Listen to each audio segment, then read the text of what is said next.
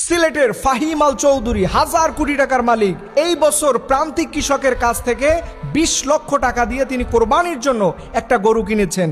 আমি অবাক হলাম, এই কোরবানির গরু কিনতে গিয়ে তিনি মানবতার হাত বাড়িয়ে দিয়েছেন। আপনারা জানলে অবাক হবেন, তিনি এই গরুর মালিককে বলেছেন এই 20 লক্ষ টাকা দিয়ে আপনি কি করবেন। তখন এই প্রান্তিক কৃষক তিনি বলেছেন যে আমার একটা মেয়ে আছে, তার হার্ট ছিদ্র, সেটাকে অপারেশন করতে অনেকগুলো টাকা লাগবে, এখান থেকে আমি তাকে ডাক্তার দেখাবো। এইটা শুনে ফাহিম আল চৌধুরী বলেছেন আপনার গরুর টাকা দিয়ে তাকে আর ডাক্তার দেখাইতে হবে না, আমি তার নিজেই চিকিৎসার দায়িত্ব বহন করলাম, যত টাকা লাগবে সেই টাকা দিয়ে আমি তাকে সুস্থ করার চেষ্টা করবো ইনশাআল্লাহ।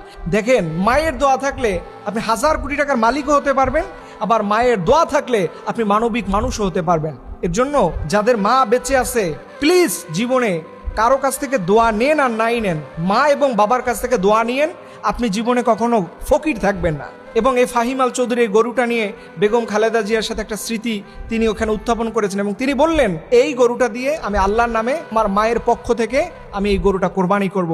দেখেন, একজন মানুষ বড়লোক সবাই হতে পারে না। দেখেন, বড়লোক অনেক মানুষ আছে, কিন্তু কতজন মানুষ আছে আসলে মাকে শ্রদ্ধা করে। আজকের দেখবেন অনেক ফ্যামিলিতে কোরবানি হবে কিন্তু মা এক টুকরো গোস্ত খেতে পারবে না। এরকম অনেক এলিট ফ্যামিলি আছে, মা বৃদ্ধাশ্রমে রয়েছে। এই 10 লাখ 15 লাখ 5 লাখ টাকার গরুর গোস্ত দিয়ে কি হবে বলেন? আপনি মানুষকে দিচ্ছেন, আপনার মাকে একটু খাওয়াচ্ছেন না। আজকে হাজার হাজার বৃদ্ধাশ্রম রয়েছে এবং অনেক ছেলে পেলেরা মাকে একটু যত্ন করে গরুর গোস্ত কিনে খাওয়ায় না।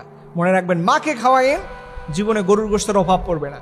আর একটা কথা বলি, যারা জীবনে কোরবানি দিতে পারেন নাই তারা আল্লাহর কাছে দোয়া করবেন এই বছর কোরবানিতে, বিশেষ করে ইয়াউমুল আরাফার দিনে, আল্লাহ এই বছর কোরবানি দিতে পারি নাই, এই ব্যথাটা দূর করে দাও, আগামী বছর যেন কোরবানি দিতে পারি, হজ করতে পারি, আল্লাহ সেই তৌফিক দাও। সবাই বলুন আমিন।